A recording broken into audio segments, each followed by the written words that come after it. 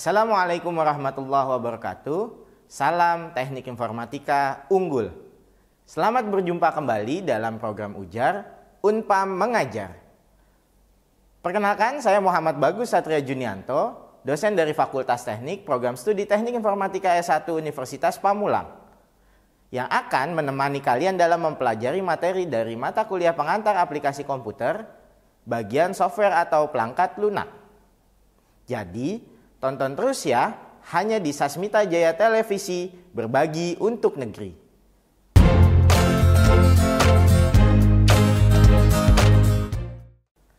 Pada pertemuan ini, saya akan memberikan pembahasan tentang definisi software atau perangkat lunak, serta definisi software aplikasi.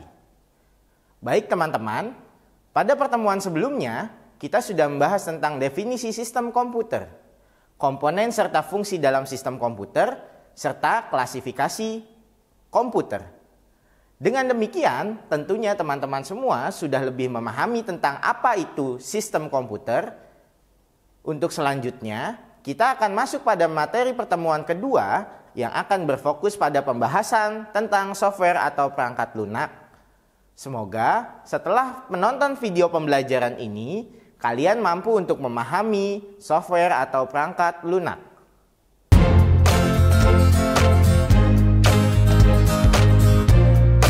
Kembali lagi bersama saya dalam mata kuliah pengantar aplikasi komputer atau yang biasa kita singkat PAK. Pada materi kali ini yaitu software. Bagaimana? Sudah siap untuk belajar? Mari kita mulai. Kita mulai dengan pembahasan definisi software. Software atau biasa disebut dengan perangkat lunak merupakan suatu program komputer yang bertugas sebagai penghubung antara interaksi user dengan hardware. Perangkat lunak di sini dapat disebut sebagai penerjemah atas instruksi-instruksi yang akan dijalankan oleh seorang user atau pengguna komputer untuk dapat diproses oleh sebuah perangkat keras. Software atau perangkat lunak dibagi menjadi 3 bagian, yaitu yang pertama adalah program aplikasi seperti Microsoft Office. Yang kedua, sistem operasi atau operating system seperti Microsoft Windows. Yang ketiga, program bahasa pemrograman seperti Pascal, Java, dan PHP. Kemudian, berdasarkan jenisnya, software atau perangkat lunak ini terdiri dari 7 jenis, yaitu yang pertama adalah freeware. Freeware merupakan software yang mempunyai hak cipta gratis dan dapat digunakan tanpa mempunyai batasan waktu. Freeware ini sangat berbeda dengan shareware yang nanti akan kita bahas, di mana shareware ini sangat mewajibkan si pengguna untuk membayar setelah jangka waktu percobaan guna memperoleh suatu fitur tambahan. Yang kedua adalah shareware. Shareware merupakan software yang telah disediakan oleh pengguna tanpa harus membayar setelah uji coba dan lebih sering terjadi pembatasan oleh kombinasi dari fungsi, ketersediaan, ataupun kenyamanan. Sehingga aplikasi ini tidak bisa digunakan secara maksimal karena hanya merupakan aplikasi uji coba. Yang ketiga adalah firmware. Firmware merupakan aplikasi yang mengarah kepada software yang disimpan dalam ROM. Berbeda dengan perangkat lunak yang terdapat pada RAM atau Random Access Memory, yang mana akan hilang jika listrik padam atau RAM tidak dialiri listrik. Firmware yang terletak pada ROM ini atau Read Only Memory tidak akan hilang walaupun memori tidak dialiri oleh listrik. Firmware yang disimpan dalam Read Only Memory atau ROM memang tidak dapat dirubah, tetapi firmware yang disimpan di dalam ROM ini dapat diubah seperti pada EEPROM atau Flash ROM. Ini masih dapat diperbaharui sesuai dengan kebutuhan user. Jenis yang keempat adalah free software. Free software merupakan perangkat lunak yang secara bebas digunakan oleh siapapun serta dapat diubah dan disalin tanpa modifikasi. Atau dalam hal lain, freeware ini memiliki beberapa keharusan yang memastikan bahwa pengguna-pengguna lain atau pengguna-pengguna berikutnya akan menikmati kebebasan yang sama.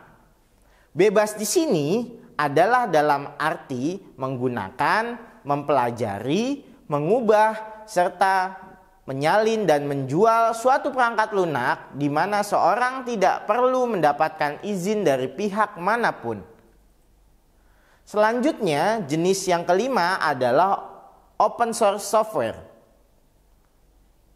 Open source software merupakan jenis software yang dimana kode sumbernya terbuka untuk dapat dipelajari, dikembangkan, diubah, ditingkatkan, serta untuk disebarluaskan. Pengembangan software ini dilakukan oleh sebuah komunitas yang terbuka dan bertujuan untuk mengembangkan perangkat lunak tersebut.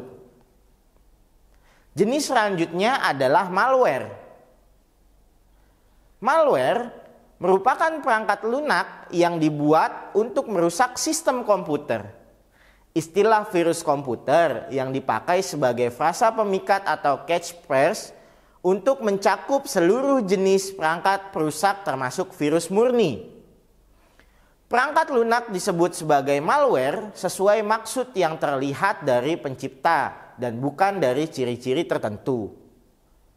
Perangkat perusak di sini tidak sama dengan perangkat lunak cacat atau detective software. Detective software adalah perangkat lunak yang memiliki tujuan sah tetapi terdapat bug berbahaya di dalamnya.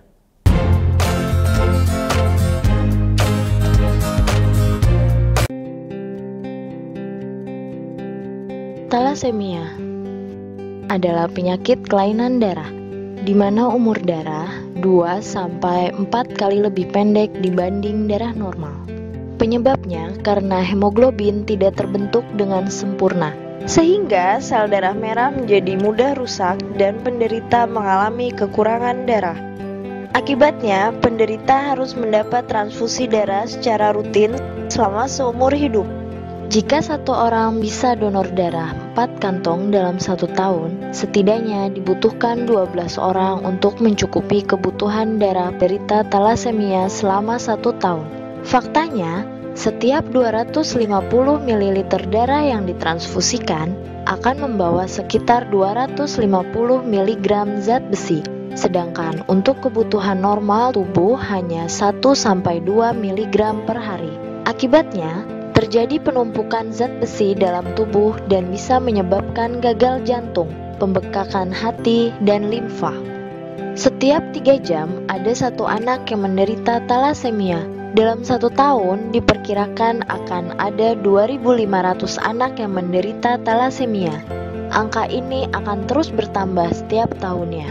Diperkirakan tahun 2020 nanti lebih dari 20.000 anak Indonesia menderita thalassemia. Ini 2 kali lipat dari jumlah kelahiran bayi di Indonesia setiap hari, atau hampir 4 kali lipat dari jumlah penderita thalassemia saat ini. Thalassemia terbagi menjadi 2, thalassemia mayor dan thalassemia minor. Thalassemia mayor adalah orang yang menderita penyakit thalassemia, sedangkan thalassemia minor hanya sebagai pembawa gen thalassemia dengan gejala anemia ringan, sehingga mereka tidak perlu pengobatan thalassemia. Secara fisik, pembawa thalassemia tidak dapat dibedakan dengan manusia yang memiliki sel darah normal. Mereka bisa bekerja, menikah, dan melakukan aktivitas lainnya.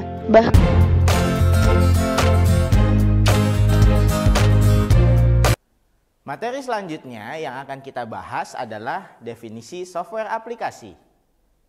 Aplikasi atau dalam bahasa lain application bisa diartikan sebagai penerapan, lamaran, atau penggunaan. Berdasarkan istilah, aplikasi merupakan program yang siap pakai dan dibuat untuk melaksanakan suatu tujuan bagi pengguna, atau aplikasi bisa juga diartikan sebagai program yang dapat digunakan oleh seseorang yang mempunyai tujuan tertentu. Adapun pengertian menurut beberapa pakar ahli tentang aplikasi ini yaitu: yang pertama, menurut Jogianto, aplikasi merupakan suatu penggunaan dalam komputer dan juga perintah atau pernyataan statement yang dapat disusun dengan sedemikian rupa sehingga komputer dapat melaksanakan suatu proses input menjadi keluaran atau output. Menurut Rahmat Hakim, aplikasi merupakan suatu perangkat lunak yang digunakan untuk melakukan tujuan tertentu, misalnya untuk mengelola dokumen, mengatur Windows, serta untuk permainan atau game, dan lain sebagainya. Menurut Harip Santoso, aplikasi merupakan sebuah kelompok file, baik itu berupa form, kelas, report, yang digunakan dan bertujuan untuk melakukan suatu aktivitas tertentu yang saling berhubungan atau terkait antar satu dengan lainnya. Contoh, aplikasi payroll, aplikasi fixed asset, dan lain sebagainya. Ada beberapa contoh perangkat lunak aplikasi, yaitu aplikasi Office. Perangkat lunak pada aplikasi perkantoran yang paling umum berfungsi sebagai pemroses kata atau pemroses tabel. Pemroses kata yang umum digunakan berfungsi untuk menggantikan tugas pengetikan yang sering kita lakukan. Selain dapat melakukan format pengetikan seperti penomoran, pengaturan spasi, margin atau jarak kertas, jenis huruf atau font, pemrosesan kata juga dapat melakukan proses pengecekan kata bahkan kalimat. Sementara untuk proses tabel biasanya digunakan untuk melakukan perhitungan-perhitungan yang menggunakan tabel atau tabulasi.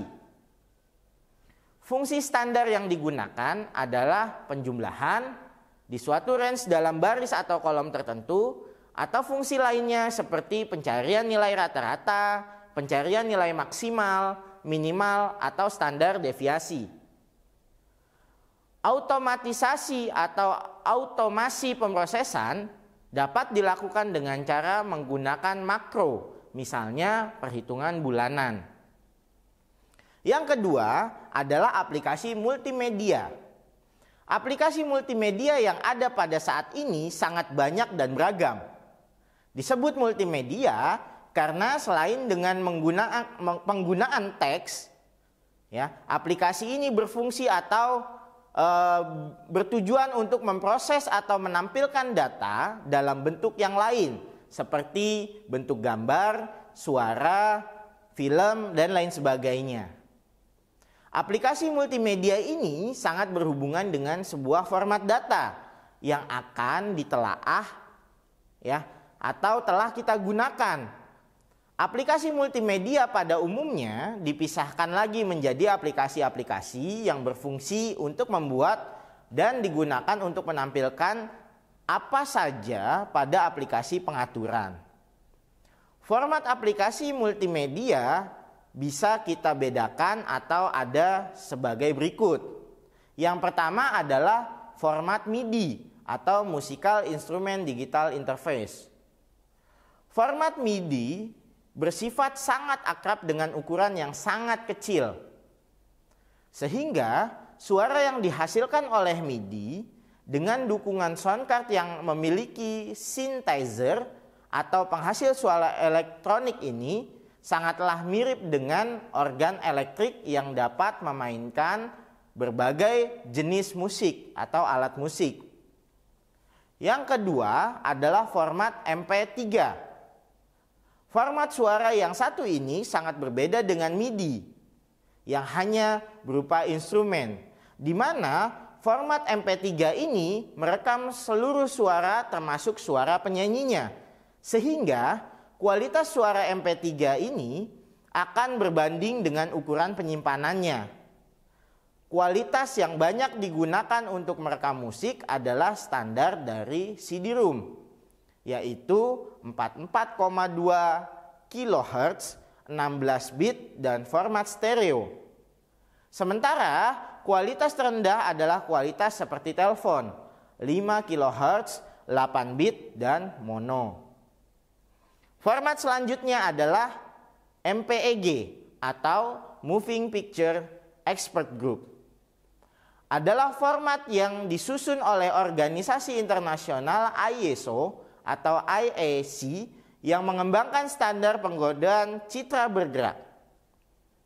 Standar yang dibuat bertujuan agar setiap video yang diproduksi memiliki standar yang sama sehingga dapat dimainkan di banyak aplikasi yang dibangun menggunakan standar yang sama. Kemudian kita akan mengenal aplikasi internet. Aplikasi internet merupakan suatu protokol yang berfungsi untuk menghubungkan antara satu orang atau mesin dengan banyak pihak lain yang berjauhan secara geografis. Aplikasi internet di sini menyangkut dua sisi, dari sisi penyedia atau server dan dari sisi pengguna atau disebut dengan klien. Perangkat lunak apabila dilihat dari sisi pengguna yang paling umum digunakan yaitu yang pertama ada yang namanya HTTP atau Hypertext Transfer Protocol. HTTP adalah suatu aplikasi internet yang dapat menampilkan baris kalimat, gambar dengan beberapa kata yang diberi tanda garis bawah atau hypertext. Di mana dari hypertext ini pengguna dapat berpindah dari satu dokumen ke dokumen lainnya. Perangkat lunak dari sisi pengguna yang menjalankan HTTP disebut sebagai browser. Misalnya ada Internet Explorer dan juga Google Chrome. Aplikasi yang kedua adalah email atau electronic mail. Adalah suatu aplikasi surat menyurat yang berada di internet. Contoh perangkat lunaknya yaitu adalah Outlook Express. Aplikasi ketiga adalah Messenger. Messenger berfungsi untuk melakukan komunikasi antara satu atau lebih orang atau bersifat conference.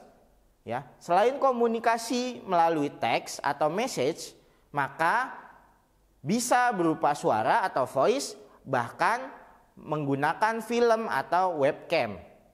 Contoh aplikasi ini adalah Yahoo Messenger.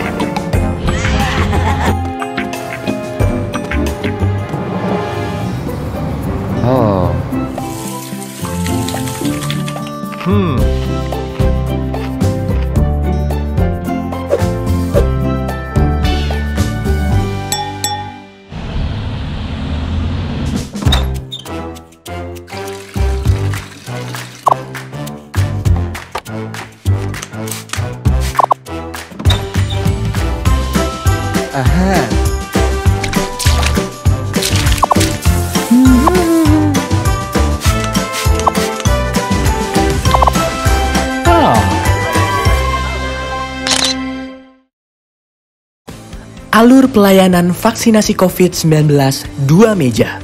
Sasaran datang sesuai jadwal.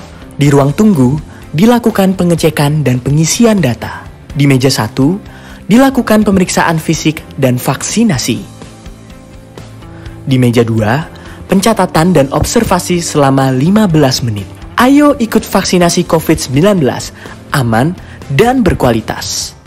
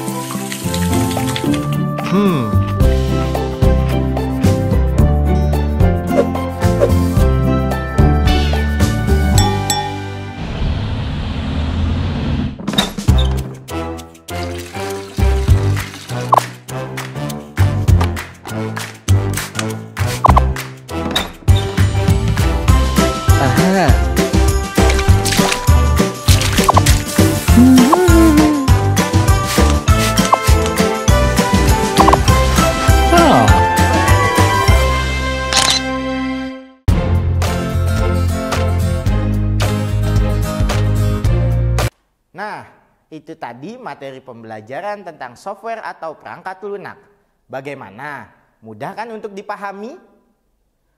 Untuk lebih memperkuat pemahaman, coba sekarang teman-teman diskusikan topik berikut ini.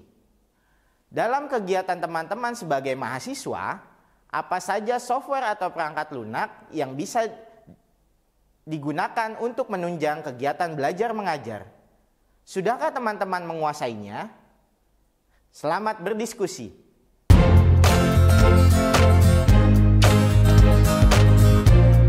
Hai semua, pada tahu nggak penyakit apa yang masuk di jajaran perawatan termahal? Jawabannya adalah talasemia. Talasemia adalah penyakit tidak menular yang berupa kelainan darah turunan, di mana usia darah merah lebih pendek dari normal. Jadi, sel darah merah mudah rusak dan penderita harus transfusi darah seumur hidup. Talasemia diturunkan kalau pembawa gen punya anak dengan sesama pembawa gen juga. Makanya, deteksi dini deh, biar tahu kita punya gen talasemia apa enggak. Ayo cegah penyakit kanker. Penyakit kanker adalah penyakit yang sangat ditakuti semua orang karena banyak menyebabkan kematian serta pembiayaannya yang mahal. Semua usia berpotensi terkena penyakit kanker. Penyakit ini dapat dicegah dengan mengubah perilaku atau gaya hidup seperti stop merokok, hindari terpapar asap dan residu rokok, hindari mengkonsumsi 4P, pengawet, perasa, pewarna, pemanis. Hindari terpapar bahan kimia dan polusi berbahaya. Rajinlah melakukan aktivitas fisik. Menerapkan perilaku hidup bersih dan sehat. Lakukan deteksi dini secara berkala. Karena Anda bertanggung jawab terhadap kesehatan diri Anda. Jangan tunda. Ayo hidup sehat untuk cegah penyakit kanker.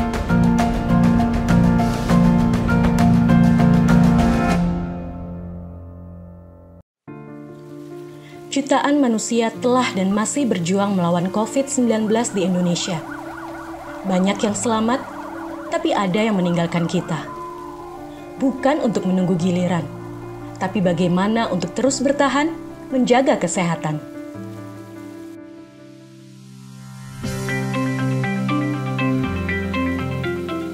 Ketika cuaca sedang tidak menentu, menjaga kebugaran dan imun tubuh itu nomor 1. Lihat Tora, selalu semangat menggapai impian dengan tetap menerapkan protokol kesehatan dimanapun dia berada.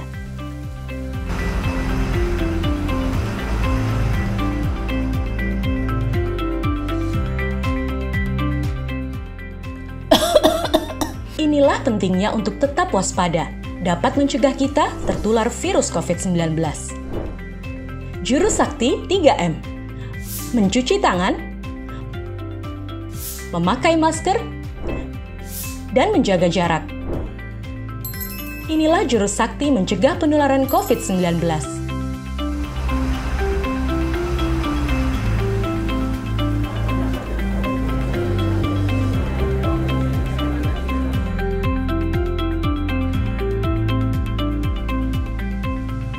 selalu lakukan 3M dimanapun kita berada, baik di area publik maupun di tempat kerja.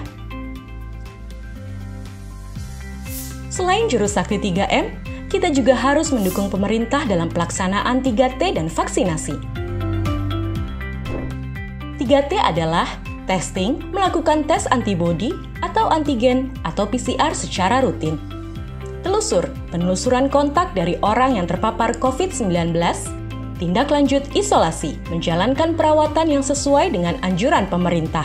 Vaksinasi merupakan satu upaya untuk membentuk kekebalan komunitas terhadap virus COVID-19.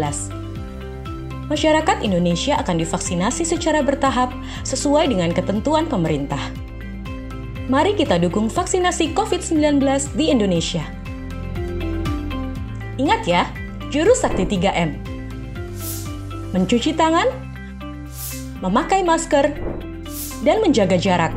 3T, testing, telusur, dan tindak lanjut isolasi.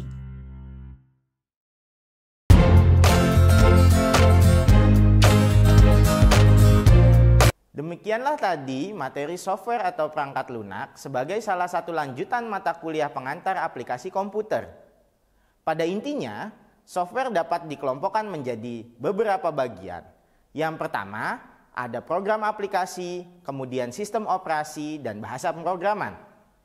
Silahkan, untuk selanjutnya teman-teman mahasiswa dapat mengeksplorasi sendiri contoh-contoh software yang sering digunakan ataupun yang belum pernah teman-teman gunakan. Semoga dengan penjelasan materi pada pertemuan kedua ini, teman-teman dapat lebih memahami tentang software atau perangkat lunak. Terima kasih atas perhatiannya. Sampai jumpa lagi dengan saya Muhammad Bagus Satria Junianto di episode selanjutnya. Selamat belajar dan berkreasi. Salam teknik informatika unggul, salam ujar. Wassalamualaikum warahmatullahi wabarakatuh.